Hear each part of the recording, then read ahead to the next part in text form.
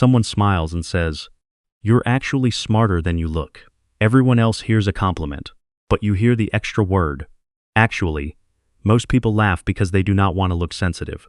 They say thank you, keep the conversation moving, and only realize later that they were insulted. Do not reward it. Pause, look at them, then ask, "What were you expecting?" That question separates the praise from the put-down. A real compliment can survive clarification. A hidden insult usually cannot. Backhanded compliments work because they force you to process two messages at once. The surface says, "I am being nice." The second message says, "I expected less from you." If you accept the whole sentence, the insult enters with the praise. If you object too strongly, they can say you misunderstood. So do neither. Do not debate their intention. Do not insult them back. Respond to the exact part that changed the compliment into disrespect. That is the mechanism of this video. Separate the praise from the put-down. Before you respond, make one distinction. Not every awkward compliment is deliberate. Some people choose the wrong word, hear how it sounded, and correct themselves. Others defend the extra part because the extra part was the point. The difference appears after you question it. Suppose a coworker says, "That presentation was surprisingly good." You ask, "What was surprising about it?" A decent person may stop and say, "That came out wrong. I meant it was a strong presentation." Good, the sentence has been repaired. You do not need to punish a clumsy phrase, but if they smirk, tell you to relax, or insist you should be grateful, pay attention. They are no longer protecting the compliment. They are protecting the insult.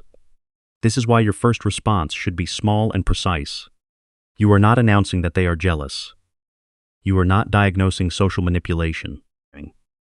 You are testing whether they can remove the disrespect once it is visible. Their correction tells you it was careless. Their defensiveness tells you the ambiguity was useful to them. Move 1. Do not say thank you yet. Most people hear the first half of the sentence and respond automatically. Someone says, "You look good today." You smile and say, "Thank you." Then 1 second later, the word "today" lands. The easiest correction is not a speech, it is one word. "Today," or someone says, "You're confident for someone so quiet." You repeat, "For someone so quiet?" Or "You did well for someone with no experience." You say, "For someone with no experience?" Keep your face neutral.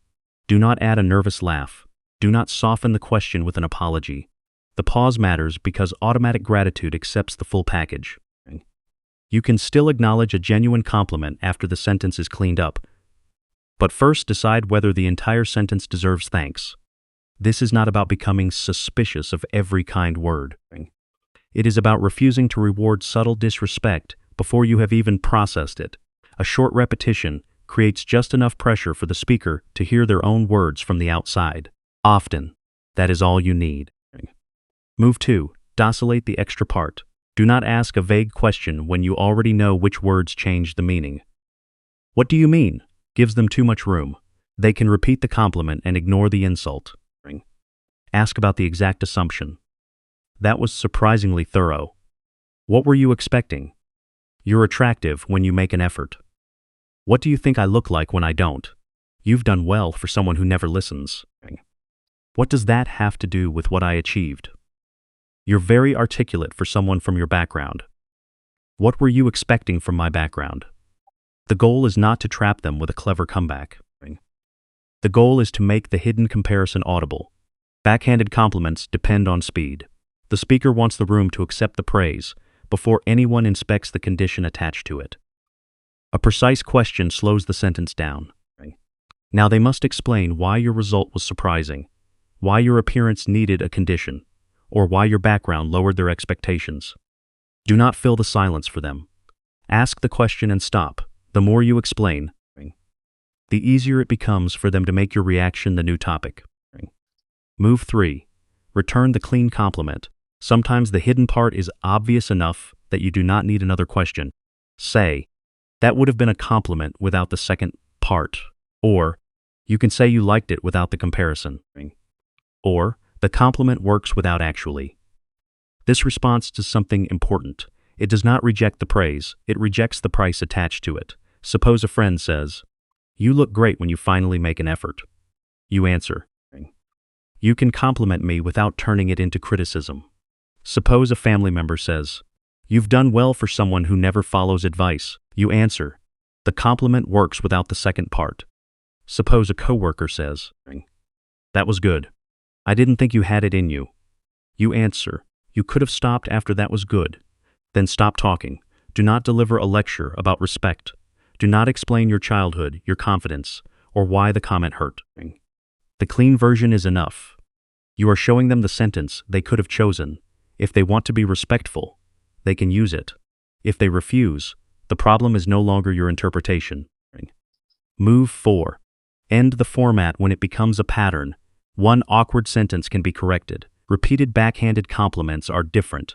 They create a relationship where every piece of praise also reminds you of your supposed place. Name that pattern directly. You keep adding criticism to your compliments. Leave that part out. If they say, "You're too sensitive," answer, "I understood the compliment. I also understood the extra part." If they say, "It was just a compliment," answer, then give the compliment without the comparison. If they say, "You can't take a joke," answer, "I can take a joke. I'm not accepting the insult attached to it." Do not get pulled into a trial about their intention. You do not need them to admit they wanted to put you down. You need the format to stop. If it continues, reduce your participation. Stop asking that person for validation. Stop offering personal details they can turn into comparisons. End the exchange when necessary. "I'm not doing compliments like this." Then change the subject, return to the task, or leave. A boundary becomes real when the conversation changes after you state it. The wording should change with the relationship. With a manager, keep the response low friction and specific, they say. "That report was surprisingly thorough." You ask, "Was there something about the report you expected to be different?" You are not accusing your manager in front of the room. You are asking them to clarify the professional standard. With a coworker, "What was surprising about it?" With a friend, "You look good today." Today? With family, "You've done well for someone who never listens." The compliment works without the second part. With a partner, "You are attractive when you actually make an effort." You can compliment me without turning it into criticism. With a stranger, you may not need to educate them at all. A neutral look and, "That was unnecessary."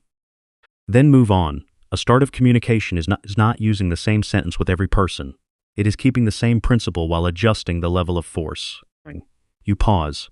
You isolate the loaded phrase. You return the clean compliment. And when the pattern repeats, you stop participating in it. Here is how the full exchange can sound. You finish a presentation at work. A coworker smiles and says, "That was surprisingly good." You do not laugh. You ask, "What was surprising about it?" They say, "Nothing. I was complimenting you." You answer, then the compliment works without surprisingly. At this point, one of two things happens. A respectful person may say, "Fair enough. It was a good presentation." The exchange is over. You do not punish the correction. But a defensive person may say, "You're overthinking it." You answer, "I understood what you said. I'm telling you which part was unnecessary," then return to the work. Do not spend the next 10 minutes proving that it was a backhanded compliment. The purpose of your response is not to win a confession. It is to show that subtle disrespect will not pass through unnoticed. The next time praise leaves you feeling smaller, do not thank them automatically. Pause. Find the extra word. Question the hidden assumption. Return the clean compliment. And if they keep attaching an insult to every kind sentence, stop accepting the format. Subscribe to the Unbothered Edge. Every video gives you calm words for difficult conversations, practical verbal self-defense, and emotional control you can use before pressure takes over.